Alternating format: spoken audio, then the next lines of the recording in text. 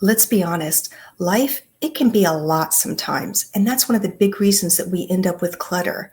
And because life is sometimes overwhelming and chaotic, we need decluttering processes that are simple. We need procedures that we can really do in the middle of our busy, sometimes chaotic lives.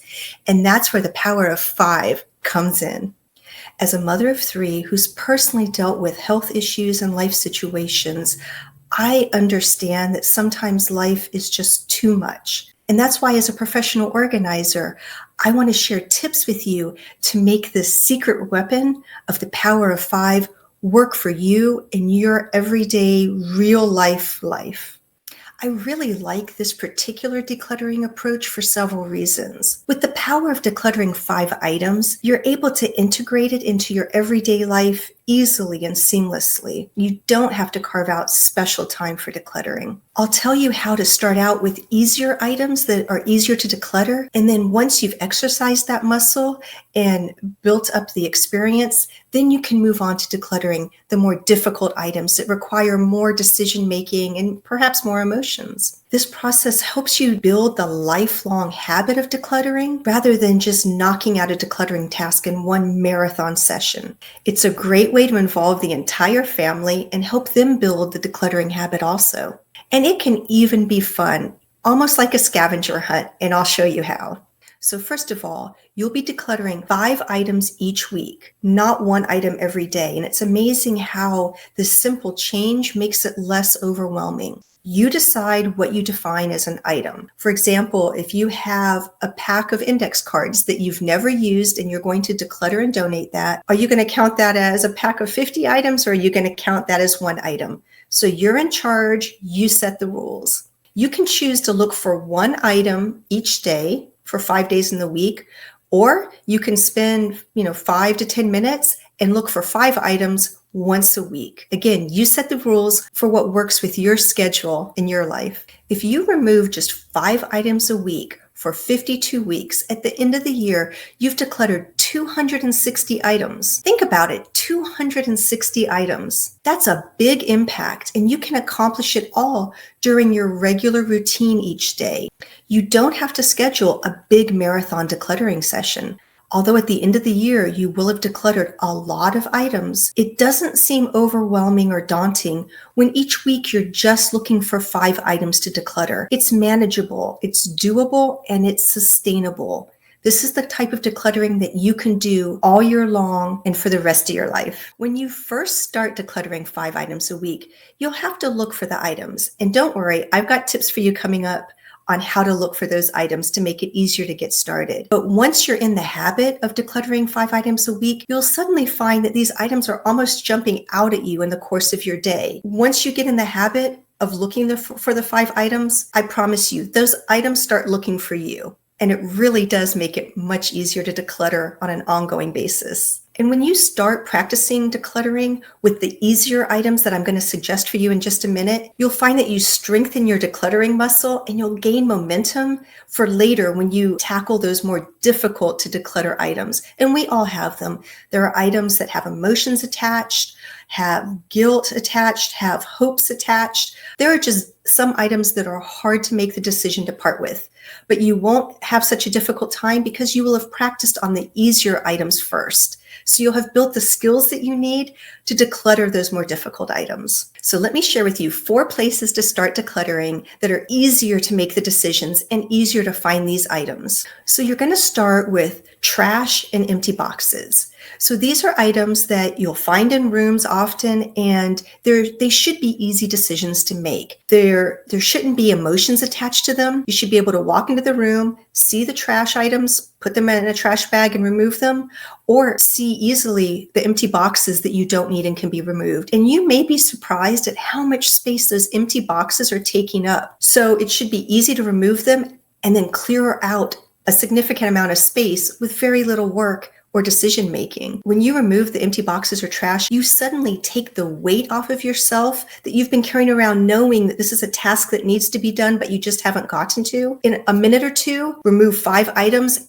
and lift that weight off of you. It will make future decluttering easier. It'll make cleaning that space much easier also. So another easy item to look for are items that you need to return, whether they're library books that you need to return or they're items that you've borrowed from friends or family and that you just haven't had the time to return them. Look through your home for those items. It should be an easy decision to make because they're not yours to keep. So your decision isn't whether to keep them or let them go. All you need to do is identify them and then return them to whoever they belong to. So in addition to removing the clutter, it also takes the responsibility or that weight off of you that in the back of your mind, you're thinking, oh, I haven't returned that yet. So in addition to taking the weight of the responsibility off, it takes the weight of the guilt off.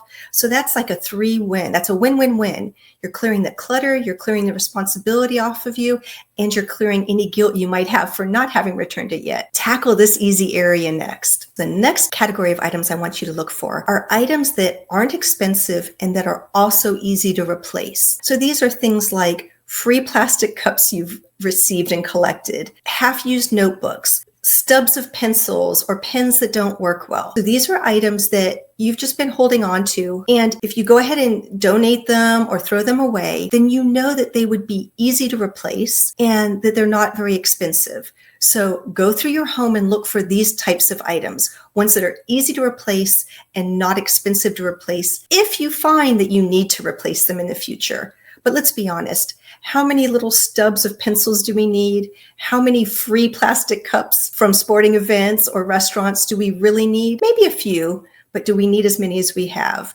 Probably not. So count those in your 5 items for the week. Now, the next category that should be relatively easy, but it's getting a little harder because we're practicing, we're building our muscles and our skills.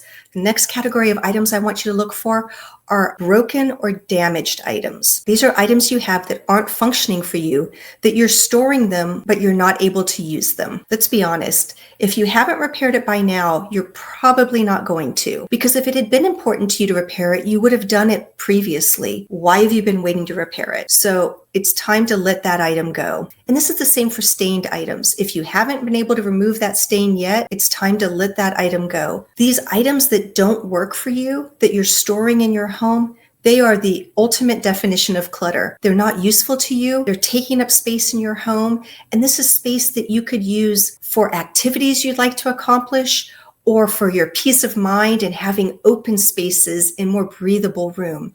So let go of those broken or damaged items. In working with organizing clients, I've seen the power of decluttering 5 items a week work really well.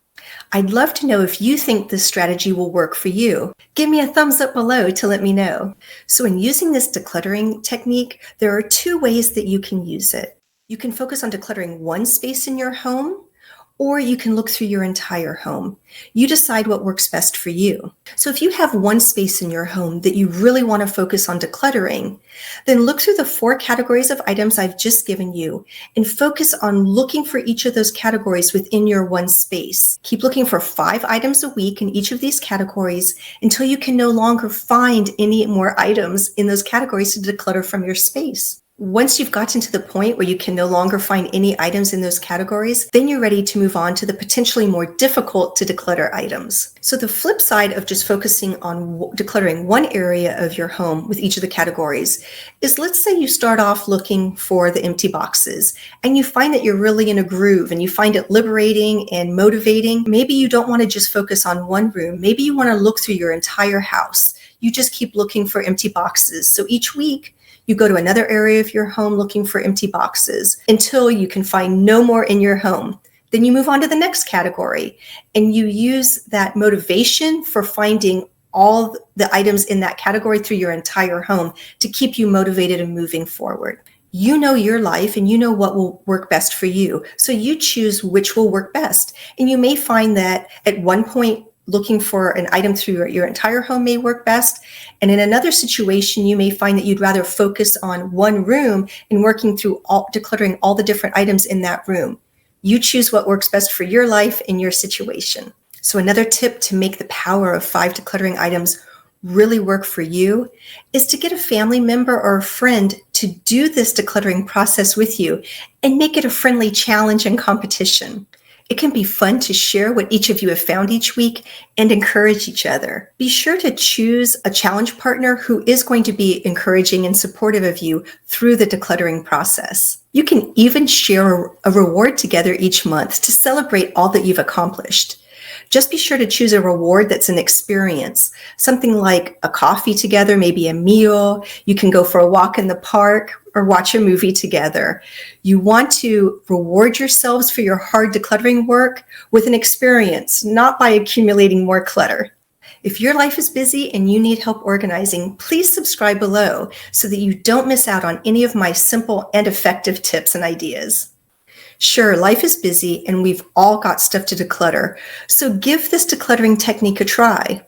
See if decluttering 5 items a week works as well for you as it does for many of my clients. And let me know how it goes for you. I'd really love to celebrate your accomplishments with you and brainstorm solutions if you run into roadblocks. If you need help getting started, check out my video on finding the motivation to get organized. And we all know that life is busy and sometimes chaotic, and that's why you need simple organizing ideas that really work. I'd love to help you make the space and time in your life for whatever is most important to you, for what you want to spend your time and energy on in your life.